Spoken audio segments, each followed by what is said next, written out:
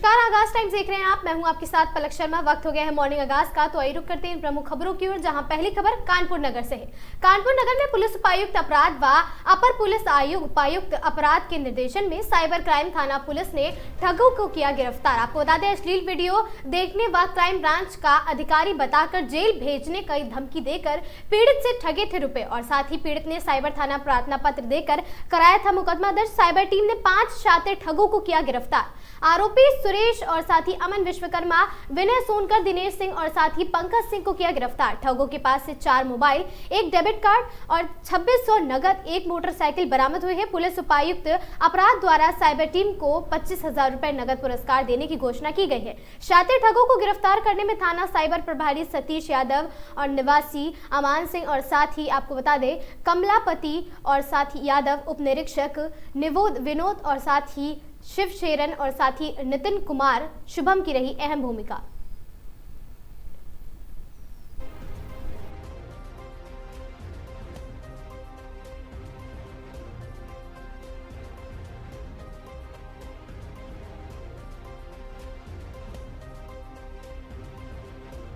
तो अंजाम दिया करते थे, क्या इनका तरीका था? देखिए, कुछ दिन से पॉर्न वीडियोस देखने की धमकी दे करके और साइबर क्राइम की घटना घटित हो रही थी। ये सूचनाएं हमें प्राप्त हो रही थी, और लेकिन स्पेशल इसमें ये था कि उसमें जो कॉल की जा रही थी उसमें कुछ एक्सेंट जो था वो कानपुर का आ रहा था, और डिफरेंट पोर्टल्स भी हैं जिनसे हमें ये पता चलता रहता है कि कोई क्रिमिनल जो है वो हमारे क्षेत्र में है क्या। इन सारी चीज़ों को समाहित करते हुए काफ़ी डेटा एनालिसिस की गई, और डेटा एनालिसिस करके एक गैंग का भंडाफोड़ किया गया है। इसमें ये लोग पुलिस के वरिष्ठ अधिकारी बन करके, डीसीपी रैंक के अधिकारी बन करके लोगों को कॉल करते थे, और कॉल करके ये बताते थे कि आपके क्रोम ब्राउज़र का डेटा की एनालिसिस की गई है, और डेटा एनालिसिस करने में ये पाया गया है कि आप लगातार पॉर्न वीडियोस देख रहे हैं, और उसके बाद धमकी दे करके और वसूली की कार्रवाई की जाती थी। अभी तक 7-8 कंप्लेंट्स प्राप्त हुई हैं जो पता चली हैं, जिनमें इनके खिलाफ कंप्लेंट की गई है। बाकी इनकी विस्तृत जांच की जा रही है कि और कहां कहां पे इन लोगों ने कॉल की है। विस्तृत पूछताछ से ये भी पता चला है कि चूंकि इस तरह का सोशल वो है फैब्रिक है जिसमें लोग इस तरह की शिकायत करने से डरते हैं, उस कारण से बहुत सारी शिकायतें नहीं भी की गई हैं। लेकिन हम लोग इनके बैंक डेटा के एनालिसिस करके ये पता करने की कोशिश कर रहे हैं कि किन किन लोगों के साथ इस तरह की ठगी की घटना की। सर, इनको ये आइडिया कहाँ से आया? ये कब से ये अपराध कर रहे हैं? देखिए, ये आइडिया तो 2023 से इनके पास है। 2023 में ये पकड़ा गया था, हालांकि कहना है कि बीच में मैंने बंद कर दिया था, लेकिन फिर भी 2023 से हम लोग इनकी डेटा के एनालिसिस कर रहे हैं, और आगे जो भी तथ्य प्रकाश में आते हैं उन पर कार्रवाई। अभी तक जो कंप्लेंट्स हमारे पास है वो 5-6-7 कंप्लेंट्स हैं। बाकी हम लोग चूंकि पता कर रहे हैं कि कहाँ कहाँ पे और किया है। जैसा मैंने पहले बताया कि इस तरह के फैब्रिक में है, सोशल फैब्रिक में, कि लोग शिकायत करने से शर्माते हैं, इसलिए शिकायतें कम मिली हैं, लेकिन फिर भी हम लोग जांच कर रहे हैं बैंक अकाउंट। सर, पैसा मंगाने का माध्यम क्या है इसमें? पैसा ये लोग यूपीआई और क्यूआर कोड के माध्यम से पैसा मंगा रहे थे।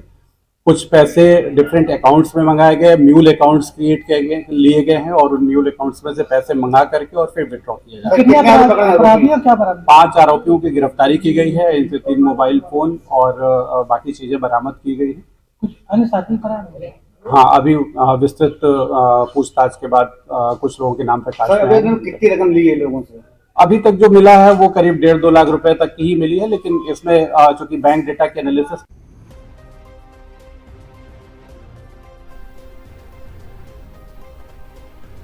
कानपुर नगर में पुलिस उपायुक्त रघुवीर लाल के निर्देशन में कानपुर पुलिस 24 घंटे सजग हो रही है, और साथ ही अपराधियों के विरुद्ध ताबड़तोड़ कार्रवाई कर रही है।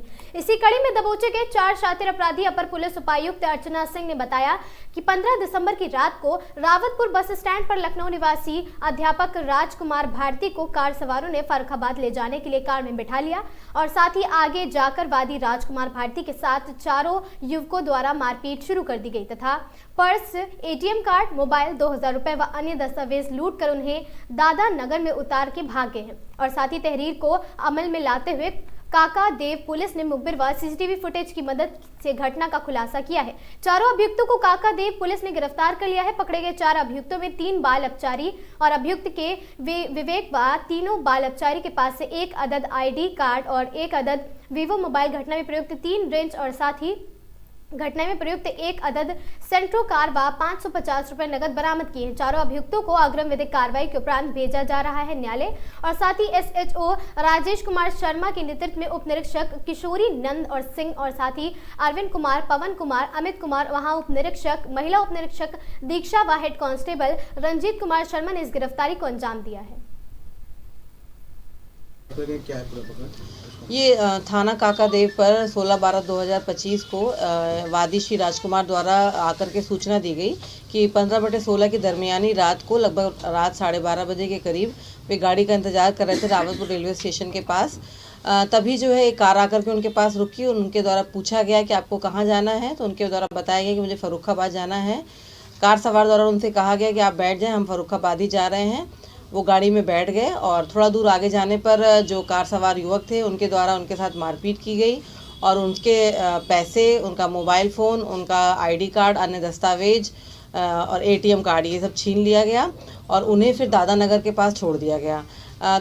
तत्काल जो है हमारे काकादेव पुलिस द्वारा वादी की तहरीर पर मुकदमा पंजीकृत किया गया और वादी को चोटें आई थी, उसका तत्काल मेडिकल कराया गया और घटना के अनावरण के लिए टीम का गठन करते हुए लोकल इंटेलिजेंस व CCTV कैमरों का अवलोकन किया गया, जिसमें आज हमारी टीम को सफलता मिली है और चारों अभियुक्तों को हमने गिरफ्तार कर लिया है। अभियुक्तों के कब्जे से घटना में प्रयुक्त गाड़ी, कुछ नकदी और जो रिंच जिससे उन्होंने मारपीट करी थी वो बरामद हुई है। वादी का जो मोबाइल फ़ोन है वो बरामद हुआ है और अभियुक्तों को माननीय न्यायालय पेश किया जा रहा है, जिनमें से 3 अभियुक्त नाबालिग हैं, बाल अपचारी हैं और 1 अभियुक्त है विवेक पुत्र बाऊ, जिसपे पूर्व में भी एक मुकदमा थाना फजलगंज का है जिसमें वो जेल जा चुका है। तो ये हमारी काकादेव पुलिस ने ये त्वरित कार्रवाई करते हुए घटना का सफल अनावरण किया है। मैम, ये चारों का पहले भी कोई इतिहास रहा है? जैसे मैंने आपको बताया कि इसमें से जो 1 अभियुक्त है विवेक पुत्र बाऊ, ये पूर्व में फजलगंज के एक मुकदमे में जेल जा चुका है। सर्दी का प्रकोप बढ़ने के साथ हरिद्वार में प्रशासन निराश्रित लोगों के लिए व्यवस्थाएं बेहतर कर रहा है। शाम को DM मयूर दीक्षित ने नगर निगम क्षेत्र में रैन बसेरों का निरीक्षण किया और गंगा घाट पर सो रहे लोगों को कंबल भी बांटे हैं। DM ने गांव घाट पर स्थित नगर निगम के 2 रैन बसेरों का निरीक्षण कर रजिस्टर की जांच की और संचालकों को बिजली, पानी, हीटर और साफ सफाई की व्यवस्था दुरुस्त रखने के निर्देश दिए हैं। DM मयूर दीक्षित ने कहा कि सभी निकायों को शहरी और ग्रामीण क्षेत्रों में रैन बसेरों का और साथ ही व्यवस्थित रखने के निर्देश दिए गए। बाहर से आने वाले यात्रियों को सर्दी में आश्रय मिल सके इसलिए और भी कोई सुविधा ना हो, इसका ख्याल रखा जा रहा है।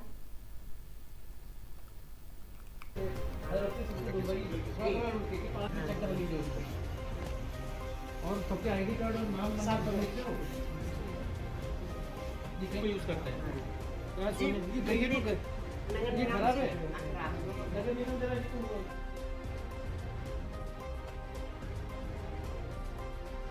अरे नगर आयुक्त तो सबको SDM साहब सभी में कल बिजली का एक ऑडिट करा था।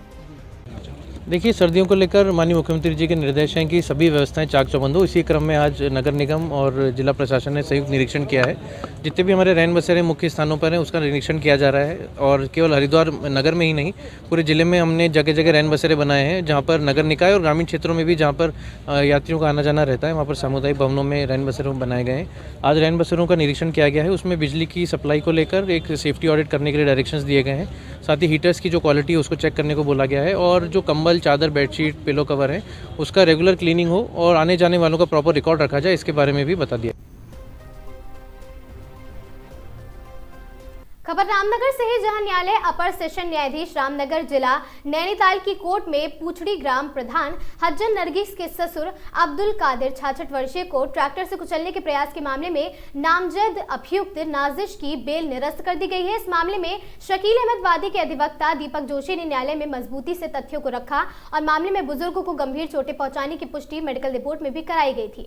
मामले की गंभीरता को देखते हुए जमानत प्रार्थना पत्र निरस्त कर दिया गया है। अधिवक्ता दीपक जोशी ने बताया कि ग्राम प्रधान के पति शकील अहमद ने पुलिस को दी शिकायत में कहा कि अक्टूबर माह में ग्राम शक्तिनगर में जलूर मोहम्मदी को लेकर सजावट की जा रही थी, जुलूस को लेकर, और साथ ही इसी दौरान एक बिना नंबर का ट्रैक्टर और साथ ही डीजे लगाकर कुछ युवक उत्पात मचा रहे थे, जिसको लेकर पिता अब्दुल कादिर ने विरोध किया तो उक्त युवकों ने हत्या के इरादे से बिना नंबर के ट्रैक्टर को चलने का प्रयास किया है। मामले में पुलिस ने बीएनएस की धारा 109 में अभियोग पंजीकृत कर घटना में शामिल नाजिश को गिरफ्तार कर न्यायालय में पेश किया है। यहां से अभियुक्त नाजिश को न्यायिक हिरासत में लेकर जेल भेज दिया गया था, जबकि एफआईआर नंबर 327/25 में नामजद 2 आरोपी फरार चल रहे। गुरुवार को न्यायालय अपर सेशन न्यायाधीश रामनगर जिला नैनीताल की कोर्ट में अभियुक्त नाजिश की बेल एप्लीकेशन को माननीय न्यायालय द्वारा निरस्त कर दिया गया है।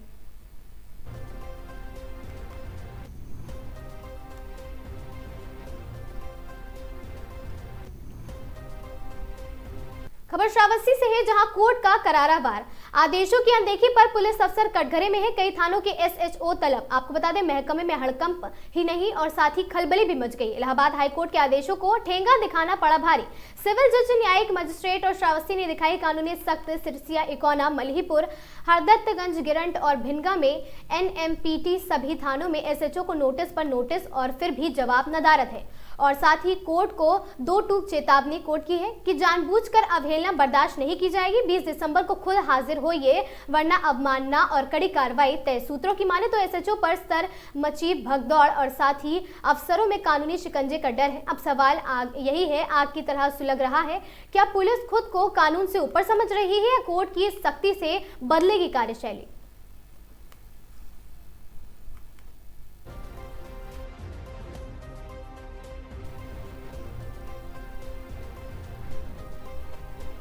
खबर बदायूं से है, जहां बदायूं के अलापुर थाना क्षेत्र के सखानू चौराहे पर 9 दिन पहले हुए सड़क हादसे में घायल बिजली विभाग के कर्मचारी नरेंद्र पाल 40 वर्षीय की इलाज के दौरान मौत हो गई थी और मृतक लाइनमैन के पद पर तैनात था और बिजली सही कराने के सिलसिले में गया हुआ था। आपको बता दें कि मृतक नरेंद्र पाल पुत्र ओम प्रकाश निवासी गिरधरपुर थाना बिनावर क्षेत्र का रहने वाला है। हादसे के बाद से उनका इलाज चल रहा था, लेकिन आज उनकी मौत हो गई है। मौत की खबर से परिवार में कोहराम मच गया। पुलिस ने शव को कब्जे में लेकर पोस्टमार्टम के लिए भेज दिया है। पुलिस ने बताया कि बाइक की टक्कर लगने से हादसा हुआ था, जिसकी जांच की जा रही है।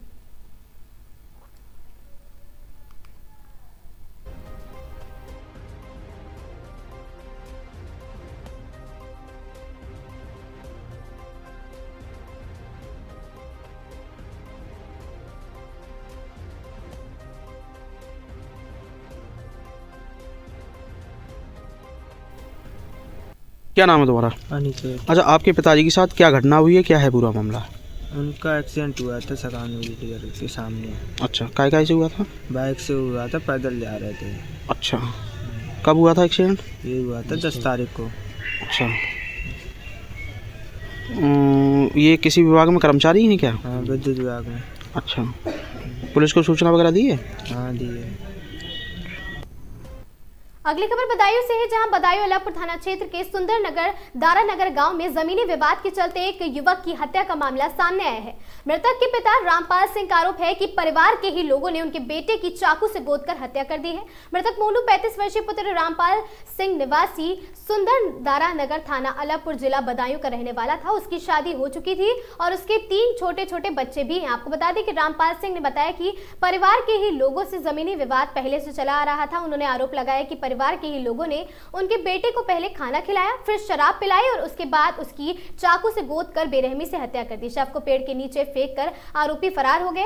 मृतक के परिजनों ने तत्काल अलापुर थाना पुलिस को सूचना दी। सूचना के बाद मौके पर पहुंची पुलिस ने शव को कब्जे में लेकर पोस्टमार्टम के लिए जिला मुख्यालय भेज दिया है। अलापुर अशोक ने बताया कि युवक की हत्या हुई है, जिसके बाद से सबको कब्जे में लेकर पोस्टमार्टम के लिए जिला मुख्यालय भेज दिया गया है। पोस्टमार्टम रिपोर्ट आने के बाद आगे की कार्रवाई की जाएगी।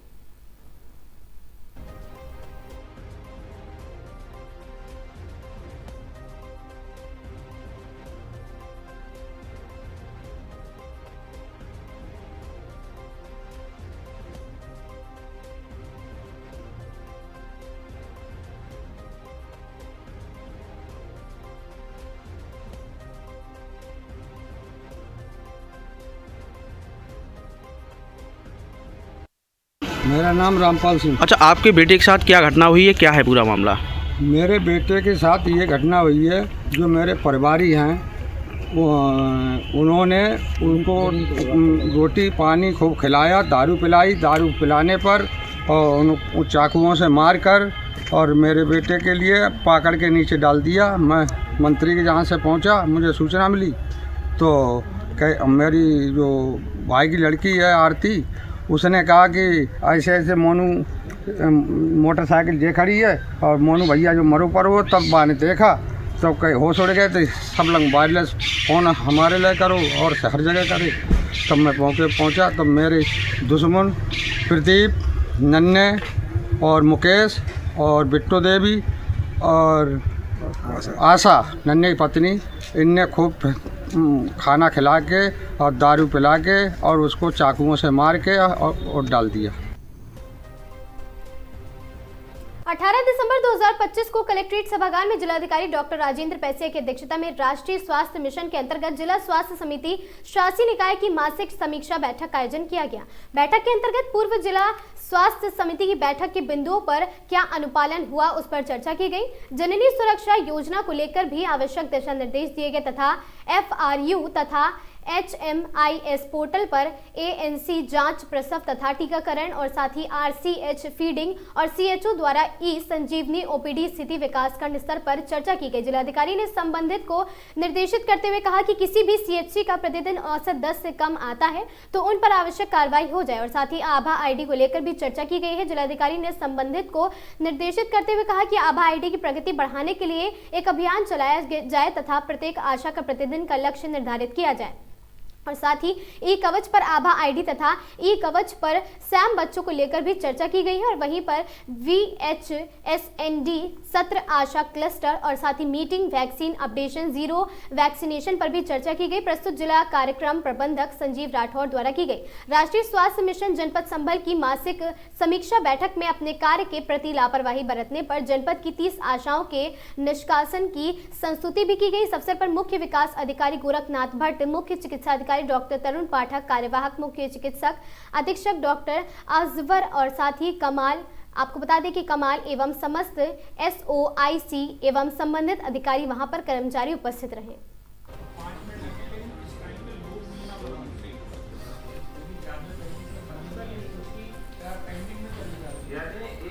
गाजीपुर में कांग्रेस प्रदर्शन के दौरान हंगामा हुआ है। महिला जिला अध्यक्ष के पेट में पुरुष कांस्टेबल का हाथ लगने का आरोप है और साथ ही गुस्से में जड़ा थप्पड़। आपको बता दें गाजीपुर में कांग्रेस शीर्ष नेतृत्व के निर्देशन पर जिला एवं शहर कांग्रेस कमेटी के संयुक्त तत्वाधान में भाजपा कार्यालय का घेराव का कार्यक्रम तय था। घेराव से पहले ही पुलिस ने अधिकतर कांग्रेस नेताओं को हाउस अरेस्ट कर लिया था। उसके बावजूद जिला अध्यक्ष सुनील राम और शहर अध्यक्ष संदीप विश्वकर्मा के नेतृत्व में दर्जनों कार्यकर्ता बैनर लेकर छावनी लाइन स्थित भाजपा कार्यालय की ओर लोकतांत्रिक तरीके से बढ़े थे और शहर कोतवाली क्षेत्र में भारी पुलिस बल ने उन्हें बलपूर्वक रोक लिया और कई तनाव का कार्यकर्ताओं को हिरासत में तनाव के तहत ले लिया गया। लेकिन इसी दौरान कांग्रेस महिला जिला अध्यक्ष महबूब निशा भी प्रदर्शन में शामिल थी। उनके मुताबिक धक्का मुक्की के बीच एक पुलिस कांस्टेबल ने कथित तौर पर उनके पेट में हाथ लगाया है जिससे उनका कपड़ा भी खिंच गया है। इस पर गुस्से में आकर उन्होंने कांस्टेबल की पीठ पर थप्पड़ जड़ दिया। घटना के बाद उन्होंने मौके पर ही विरोध जताया और कहा कि महिलाओं के प्रदर्शन के दौरान महिला कांस्टेबल की मौजूदगी अनिवार्य होती है, लेकिन उस वक्त पुरुष कांस्टेबल द्वारा उन्हें रोका गया। घटना के बाद भी महिला कांस्टेबल उनके पास पहुंची और साथ ही महबूब निशा ने इस पूरे मामले को लेकर घोर निंदनीय बताते हुए कहा कि उन्हें इस धक्का मुक्की में चोट भी आई है और हाथों में पहनी चूड़ियां टूट गई हैं। उन्होंने कहा कि वे राहुल गांधी, प्रियंका गांधी और सोनिया गांधी को बदनाम नहीं होने देंगे और महिलाओं की गरिमा से जुड़े ऐसे मामलों पर सख्त कार्रवाई होनी चाहिए। वहीं पुलिस की कार्रवाई और प्रदर्शनकारियों की हिरासत को लेकर कांग्रेस नेताओं ने सवाल उठाए हैं।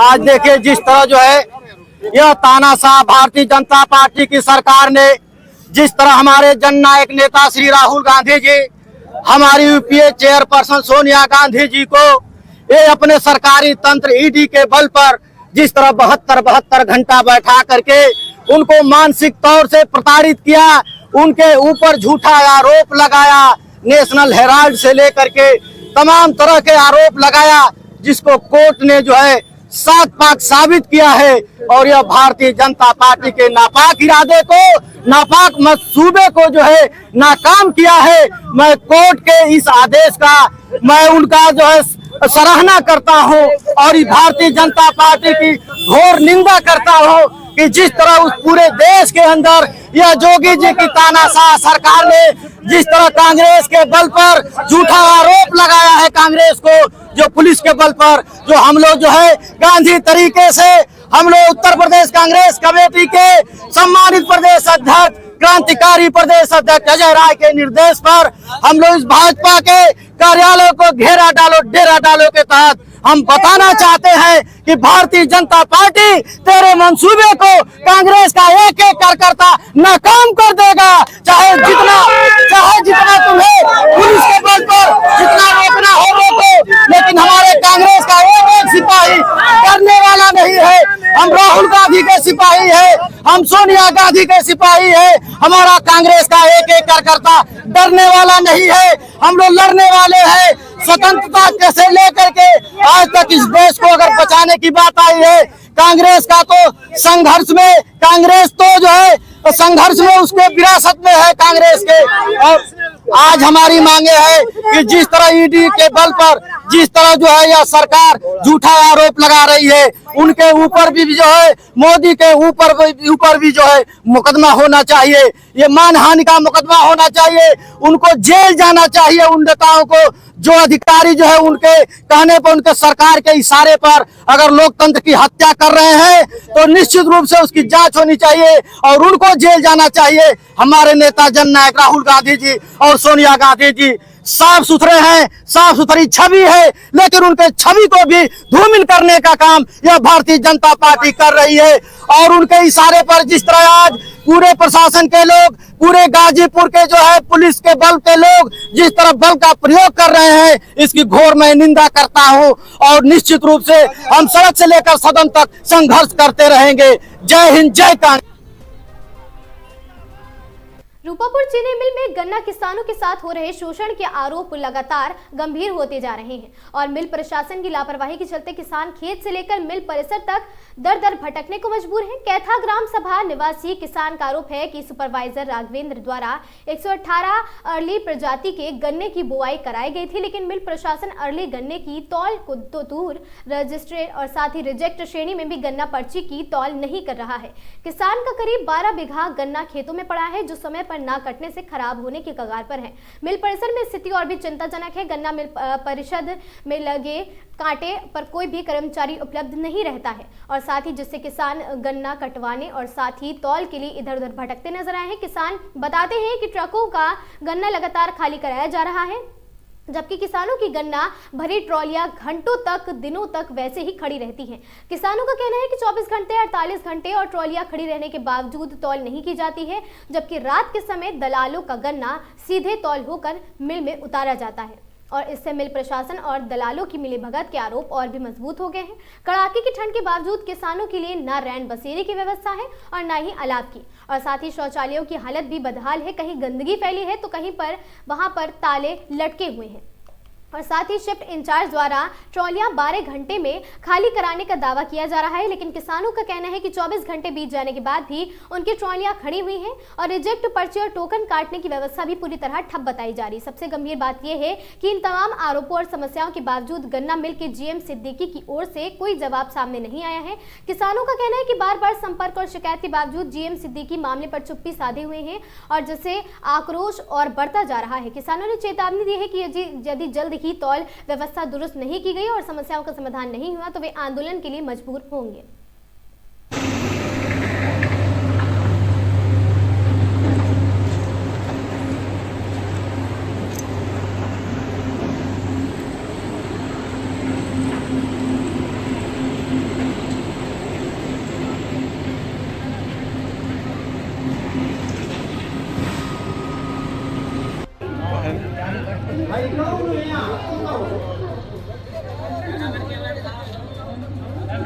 रात को आते हैं, सुबह चले जाते हैं खाली करके।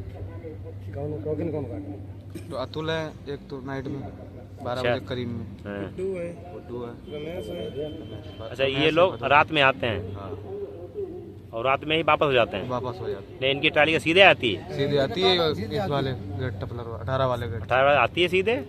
लाइन में लगती नहीं, टोकन डायरेक्ट करते हैं। इनडायरेक्ट टोकन कटता है।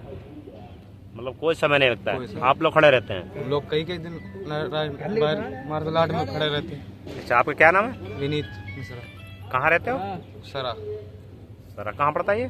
सलेमपुर के पास पड़ता है। सलेमपुर। ओमपाल, कुशाली नंगला। क्या हुए यहाँ? यहाँ हो गए 7 बजे आए थे शाम को कल। अभी तक आपकी एंट्री हो पाई नहीं हो पाई? अभी नहीं, टोकन कट गया है, तौल नहीं हो पाई अभी। समस्या यही है, 36 घंटा लग रहे। और आपको जो है लेटने की सुविधाएं क्या है? सफाई वो कुछ भी नहीं है, नहीं, बाहर जाना पड़ता है बोतल लेके। जो रिफ्लेक्टर वगैरह लगाए जा रहे थे, क्या यहाँ फैक्ट्री द्वारा लगाए गए नहीं लगाए? वो कुछ नहीं हुआ। रात में आग की क्या सुविधा है? रात में लेटने की क्या सुविधा है? कोई सुविधा नहीं, अपने ट्रेवल के नीचे लेटते हैं। आप लोग ट्राली में रहते हैं? जी। लेट रहे हैं। हाँ। क्या नाम है? सर्वेश कुमार मेरा नाम है। कहाँ के रहने वाले? मैं लखनऊ का रहने वाला हूँ। कल ही क्या आए हुए? मैं भी सर, मैं तो कल नहीं, मैं तो आज ही आया हूँ। और ट्रॉली में रेडियम पट्टी नहीं लगाई जा रही है, जो कि रात में कोहरे में चलते हैं, और रेड लाइट का कोई अनुशासन नहीं दिया जा रहा है, जिससे कि दुर्घटना का भय बना रहता है। आप किस पद पर हैं? क्या नाम है आपका? शिफ्ट इंचार्ज है। ये किसानों की समस्याएं हैं, इसके ज्यादा क्यों नहीं हो रहा? क्या समस्या बताएं? समस्या समस्याएं ये 3 दिन से बेचारे खड़े हुए हैं, इनकी ट्राली नहीं तोड़ रही, कोई व्यवस्था इनकी रुकने की नहीं है। 3 दिन से कोई नहीं खड़ा है। 24 घंटे नहीं सर, कब ऐसा है? समस्या ये है कि लगातार ट्रालियां आती हैं और चली जाती हैं। नहीं, ऐसा कुछ नहीं है। 3 मोड है, एक 18 है, 36 है, 54 है। 3 मोड है यहाँ चलते हैं, जो कि 18 वहाँ पे चलती है 2 नंबर पे, 54 ये 3 नंबर पे है, और 36 ये 4 नंबर पे है। तो अब इनका इंजन कम है, ट्रालियाँ कम है, तो आ रही है, तो लेके जा रही है 36 वाली। किसकी? कम से कम 12 घंटे के अंदर निकाल देते हैं। 12 घंटे? या ऐसा कौन जो 12 घंटे के ऊपर आया हुआ है? 24 घंटे 5 बजे के आए हैं कल। क्या नियम क्या? अरे तो रोज थोड़ी नहीं होता है, ये रोज नहीं होता। आज किसी कारण जाम लग गया यहाँ पे, सुविधाएं सारी सुविधाएं है। हाँ, कैंटीन बनी हुई है पीछे, कैंटीन है पीछे।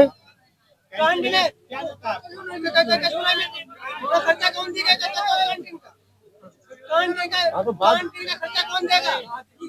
करिए ना, अपने मत करिए, लोग बात करिए भाई। नाम ब्रजेश कुमार है, जो कि बरेली। कल के आए, कल सुबह के, अभी नहीं तुला। फैक्ट्री की तरफ से कोई सुविधाएं नहीं मिल रही है, रात में रुकने के लिए कोई व्यवस्था नहीं है। पानी की गंदगी बहुत रहती है नल के पास, जो कि एक नल लगा है हैंडपंप, वो भी वालू दे रहा है, गर्म पानी उपलब्ध नहीं हो रहा। आग की भी व्यवस्था नहीं है, ना कोई लाइन का रोटेशन है, नहीं। बाहरी ज्यादा खाली हो रहा है, जो ग्रामीण पड़ोस के क्षेत्र हैं वो बिल्कुल नहीं खाली करते हैं। किसानों का नहीं हो रहा है, ट्रक खाली किए जा रहे हैं बड़े बड़े। जी, मैं ये कहना चाह रहा है कि किसानों को ज्यादा से ज्यादा सुविधा दी जाए, जो कि 12 घंटे के अंदर ही खाली किया जाए किसानों को। हरदोई जनपद में पशु चोरी की घटनाओं पर अंकुश लगाने के लिए चलाए जा रहे अभियान के तहत सवाईशपुर पुलिस को बड़ी सफलता हाथ लगी है। पुलिस ने मुठभेड़ के दौरान एक शातिर पशु तस्कर को गिरफ्तार कर लिया। मुठभेड़ के दौरान और साथ ही उसके कब्जे से 52,000 रुपए नगद, चोरी की मोटरसाइकिल, अवैध शस्त्र बरामद किए हैं। पुलिस के अनुसार 18 दिसंबर 2025 को रितेश पाल पुत्र राजेश पाल निवासी ग्राम गौरखेड़ा थाना सवाईशपुर द्वारा थाना हरपालपुर में तहरीर दी गई थी कि उनकी मोटरसाइकिल कमला अस्पताल के पास से चोरी की गई है। इस संबंध में थाना हरपालपुर पर मुकदमा संख्या 398/25 धारा 303(2) BNS पंजीकृत किया गया था। पुलिस अधीक्षक हरदोई के निर्देश पर चोरी की घटनाओं के शीघ्र खुलासे के लिए विशेष टीम गठित की गई थी और साथ ही इसी क्रम में सवाईशपुर पुलिस द्वारा गंगा एक्सप्रेसवे स्थित मुबारकपुर निर्माणाधीन सर्विस मार्ग पर सघन वाहन चेकिंग अभियान किया जा रहा था। और साथ ही चेकिंग के दौरान मोटरसाइकिल सवार एक संदिग्ध व्यक्ति को रोकने का प्रयास किया गया, लेकिन वह भागने लगा। खुद को घिरा देख अभियुक्त ने पुलिस टीम पर जान से मारने की नियत से फायरिंग कर दी। पुलिस द्वारा आत्मरक्षा की गई फायरिंग में अभियुक्त के बाएं पैर में गोली लग गई है, जिससे वह घायल हो गया। घायल अभियुक्त की पहचान आजाद पुत्र जामन निवासी ग्राम इस्लाम नगर थाना मदनापुर जनपद शाहजहांपुर के रूप में हुई है। पुलिस ने मौके पर अभियुक्त को गिरफ्तार कर लिया। उसके कब्जे से 52,000 रुपए नगद, चोरी की मोटरसाइकिल, एक तमंचा, 315 बोर जिंदा कारतूस और 2 खोखा कारतूस बरामद किए हैं। साथ ही घायल अभियुक्त को उपचार के लिए जिला अस्पताल भेजा गया। पुलिस के अनुसार गिरफ्तार अभियुक्त दिन में पशुओं की रेकी करता था और रात के समय अपने साथियों के साथ मिलकर पशु चोरी की घटनाओं को अंजाम देता था। अभियुक्त थाना पाली, पचदेवरा, सवायजपुर और हरपालपुर में दर्ज कई पशु चोरी के मामले में वांछित चल रहा था। पुलिस ने बताया कि अभियुक्त के अन्य साथियों की गिरफ्तारी के लिए प्रयास जारी है। मामले में आवश्यक वैधानिक कार्रवाई की जा रही है।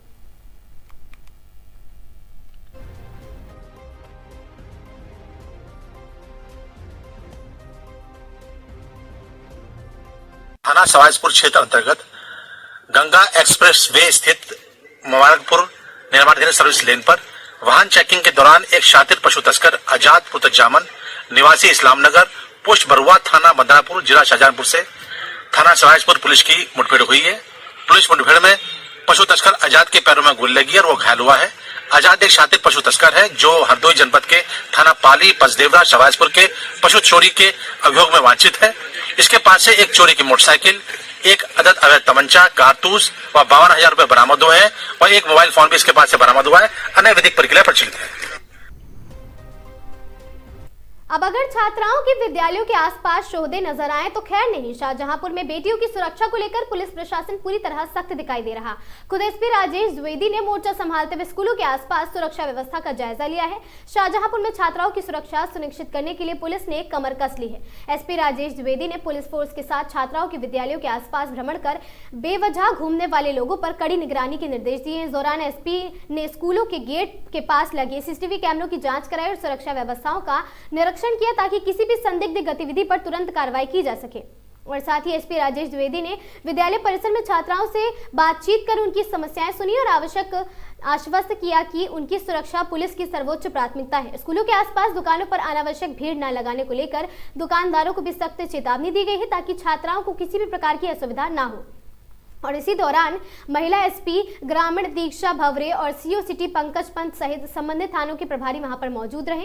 और साथ ही एसपी राजेश द्विवेदी ने कहा कि छात्राओं की सुरक्षा हमारी प्राथमिकता है। विद्यालय के आसपास कोई भी संदिग्ध व्यक्ति दिखाई देता है तो उसके खिलाफ तुरंत कार्रवाई की जाएगी। छात्राएं बिना डर के अपनी समस्या पुलिस को बताएं। पुलिस के इस सख्त रुख से छात्राओं और अभिभावकों में सुरक्षा का भरोसा बढ़ा है। शाहजहांपुर की खबर।